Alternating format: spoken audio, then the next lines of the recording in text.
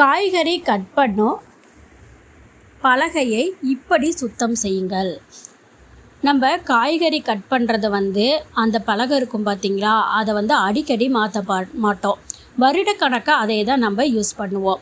நம்ம நிறைய நம்ம கட் பண்ணும்போது அதனுடைய கத்தி பட்டு சில இடங்களில் கீறலும் ஏற்பட்டிருக்கும். அதனால நம்ம கட் பண்ணக்கூடிய உணவுகளை, அதாவது பழங்களாக இருக்கட்டும், காய்களாக இருக்கட்டும், அதனுடைய சிறு துகள்களாச்சும் அந்த கத்திப்பட்ட இடத்துல உள்ள இருக்கும். அது அப்படியே கிருமிகளை அதிகப்படுத்தும். இந்த மாதிரி இருக்கக்கூடியதை நம்ம எப்படி சுத்தம் பண்ணணும் அப்படின்னு பார்த்திங்கன்னா, உப்பு, எலுமிச்சம்பழம் இதை ரெண்டையுமே ஒன்றா கலந்து அந்த கட் பண்ணுறோம் பார்த்திங்களா, அந்த காய் கட் பண்ணுறதுல ஃபுல்லாக தடவிட்டு ஒரு 5லேருந்து ஒரு 10 நிமிஷம் அப்படியே விட்டுட்டு அதுக்கப்புறம் அதை நல்லா கழுவிடுங்க. இது கிருமி எல்லாமே அழித்து நல்ல வாசனையாகவும் இருக்குங்க.